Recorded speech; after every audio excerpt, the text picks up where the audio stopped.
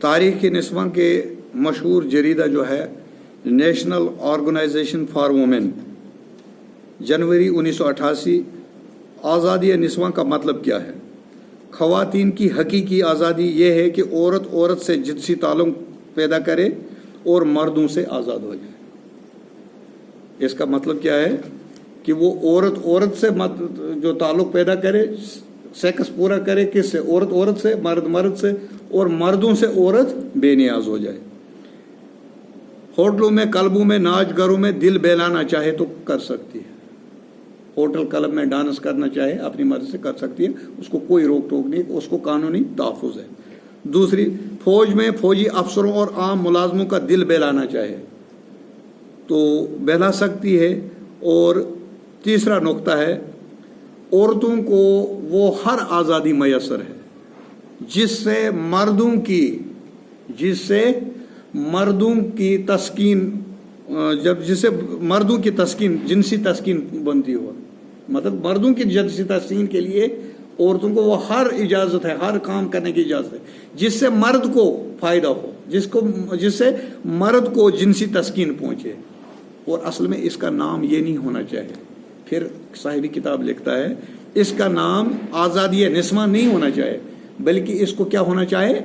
आज़ादी कहना चाहिए, आज़ादी मर्दा। ये मर्दों की आज़ादी है ना। औरत को अपने मुकाम से, इज्जत वाले मुकाम से, ऊंचे मुकाम से गिराकर नीचे इतना पस्ती में लाकर, और उसकी हर वो अदा जो मतलब इंसानियत, एक फितरत के खिलाफ भी हो, ऐसे इस तरह से रोड पर लाया जाए, इस तरह से गंदे गटर में लाया जाए, और अपनी तस्कीन जहाँ पर मर्द का फ़ायदा हो, औरत को ज़िल्लत हो। यानी कि इसको मर्दों की आज़ादी कहना चाहिए, ये औरतों की आज़ादी नहीं है। अब फिर लास्ट पर ये कहता है, 4 नुक्ते हैं, इस सब से क्या होगा? ये जो ये कर रहे हैं, इससे सब से क्या होगा? ये तमाम मुल्कों में जब ये लागू हो जाएगा, ऐसा ही ये हो जाएगा, माहौल बनेगा। इस सब से क्या होगा? इससे 4 नुक्ते पैदा हो जाएंगे, 4 बहुत बड़े फितने और आजमाइशें होंगी। पहला, खानदानी निज़ाम की बर्बादी। खानदानी निज़ाम बर्बाद हो जाएगा। क्यों? जब लड़का लड़की के साथ शादी करता है तब तो खानदान आगे चलता है, तब तो नस्ल आगे चलती है।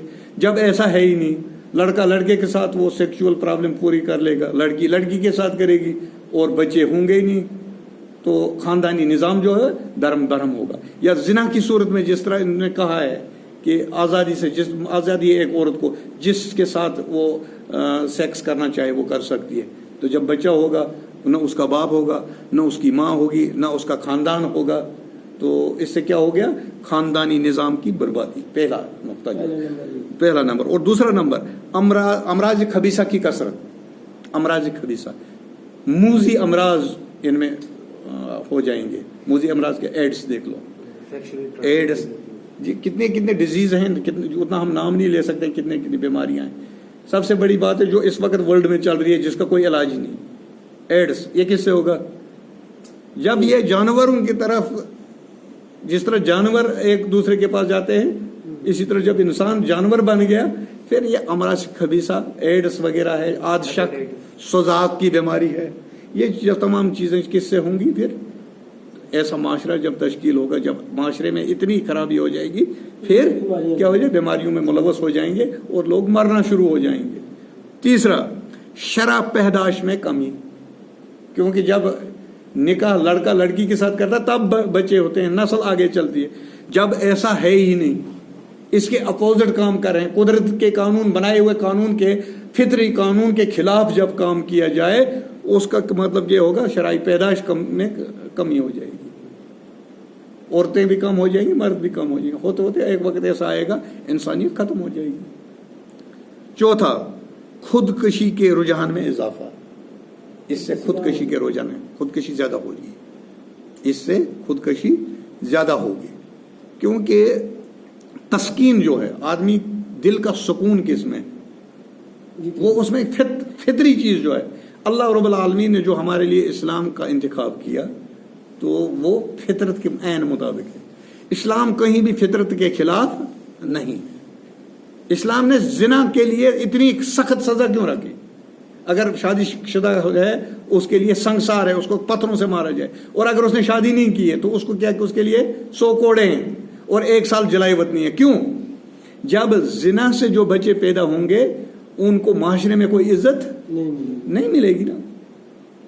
اگر آج معمولی کسی میں کوئی عیب ہو تو جب اس کے بچے کو پوچھے، دوسرا بچہ بولتا ہے تیرا باپ ایسا ہے یا تیری ماں ایسا ہے، فاحشہ ہے، تو وہ خودکشی کرے گا نا، اس نے خودکشی ہی کرنی ہے. پھر یا کسی کو یہ کہا جائے، وہاں پر میں نے آپ کو بتایا کہ وہاں پر عورتیں اپنی بیوی، وہ بولتے ہیں میری بیوی آپ کے ساتھ سوئے گی، آپ والی مجھے دے دو. ایسا معاشرہ ہے، ایسا معاشرہ. اگر بھائی اور بہن اس معاشرے میں چلتے ہوں گے نا، بھائی اور بہن ہاتھ پکڑ کر بھائی، اور وہاں سے کوئی آدمی آئے گا اس بہن کا ہاتھ پکڑ بولے تم you are my girlfriend, تو بھائی کچھ نہیں بولے گا، کچھ نہیں بولے گا بھائی. ایسا معاشرہ ہے. اور وہ اس معاشرے کو، اس نظام کو، اس بے حیائی کو، اس بے شرمی کو مسلمانوں میں عام کرنا چاہتے ہیں، کیونکہ ان کو پتہ ہے کہ مسلمان اپنی کتاب جو مقدس کتاب قرآن مجید، اور کہ قرآن مجید جن پر نازل ہوا محمد رسول اللہ صلی اللہ علیہ وسلم، کتاب و سنت کے ساتھ جب تک ان کا رشتہ مضبوط ہوگا ہم ان کو زیر نہیں کر سکتے. اس لیے سب سے پہلی فرصت میں ان کا جو رشتہ ہے قرآن اور حدیث سے، ان کا رشتہ کمزور کر دو. جب رشتہ کمزور ہو جائے گا یہ ہمارے کنٹرول میں آ جائیں گے، جو ہم چاہیں وہ کم کر سکتے ہیں. اس لیے ہمیں ان حربوں سے، ان ہتھ کنڈوں سے بچنا چاہیے، اور اپنے ساتھیوں کو ان چیزوں کی ترغیب دینی چاہیے. بھائی یہ ٹھیک نہیں ہے، یہ مغربی طرز عمل اختیار کرنا. ابھی میں پارک میں واکنگ کر رہا تھا، یہ عبرت کا مقام ہے. ایک لڑکی وہاں پر بیٹھی ہے، صرف آنکھیں دکھائی دے رہی ہیں، اس کو برقع لگا ہے، اور ساتھ میں داڑھی والا ایک آدمی بیٹھا ہے، اور ان ہاتھ میں ہاتھ لیا ہوا ہے. اس کا ہاتھ اپنے ہاتھ میں، اور ناشائستہ حرکتیں کر رہے ہیں. ایک چکر کیا، میں نے بولا ان کو شرم آئے گی، نہیں آئی. دوسرا چکر کیا، شرم آ گئی. تیسرے پر میں گیا، میں نے بولا بچوں یہاں پر صرف مسلمان ہی آتے ہیں کہ ہندو بھی آتے ہیں؟ بولا نہیں، ہندو بھی آتے ہیں. میں نے بولا ان کے پاس ہماری کیا میسج جائے گی؟ میں نے بولا بیٹی تجھے کیا رشتہ ہے اس کے ساتھ؟ مجھے اس کے ساتھ کوئی غرض نہیں. تجھے یہ بہن آپ کی لگتی ہے یا آپ کا نکاح ہے پھر بھی ناشائستہ حرکت ہے؟ میں نے بولا میری بیٹی یہ میرے قوم کا جو لباس ہے یہ بدنام ہو رہا ہے. کوئی کہہ نہیں سکتا. ادھر میرے سے بھی اچھے ماشاء اللہ داڑھی بھی رکھی تھی، اچھے لوگ بیٹھے تھے، کسی کی ہمت نہیں ان کو کہنے کی. میں نے بول دیا، میں نے بولا دیکھا جائے گا کیا ہو جائے گا. میں نے کون سی ان کے ساتھ لڑائی کرنی؟ مانیں گے نہ مانیں گے، یہ ایمان کا دوسرا درجہ ہے. کیونکہ نبی کریم صلی اللہ علیہ وسلم جب کوئی منکر دیکھے اس کو اپنے ہاتھ سے روکے. پہلا مقام مجھے تھا ان کو تھپڑ لگا کر منوانا تھا، تو وہ میرے پاس طاقت نہیں تھی، کیونکہ ہو سکتا ہے کہ ان کو کوئی اور الزام لگا دے. تو دوسرا درجہ ہے کہ زبان سے تو منع کر سکتے ہو، زبان سے میں نے منع کر دیا، اپنا حق میں نے ادا کر دیا. حضرت عمر رضی اللہ تعالیٰ عنہ کے پاس ایک بار وہ جا رہے تھے، تو ایک آدمی کا دیکھا ٹکنوں سے نیچے پجامہ تھا. اس کو بلایا بھائی ادھر آؤ، اور نام کیا لیا کہ عربی سیگا استعمال کیا جو عورت کے لیے استعمال کیا جاتا ہے. انت حائض، کیا تم حائضہ ہو؟ حضرت عمر رضی اللہ تعالیٰ عنہ نے عربی میں کہا کہ کیا تم حائضہ ہو؟ وہ صحابی دیکھ رہا ہے دائیں بائیں کہ ادھر کوئی عورت نہیں ہے. تو حضرت عمر امیر المومنین کس سے بتا رہے ہیں؟ تو انہوں نے کہا ارے بھائی میں نے انت بولا، انتا نہیں بولا، میں نے انت بولا. میں نے بولا انت، میں نے بولا یہاں کوئی عورت ہے ہی نہیں. بولا عورت جو ہے وہ ٹکنوں سے نیچے پجامہ رکھے. تو اگر تو عورت نہیں ہے تو تو نے پجامہ ٹکنوں سے نیچے کیوں رکھا ہے؟ تو اس نے ہماری طرح یہ شروع کیا وہ چڑھانا اوپر. تو حضرت عمر رضی اللہ عنہ نے بلایا، بولا ادھر آ جاؤ، بیٹھو ادھر.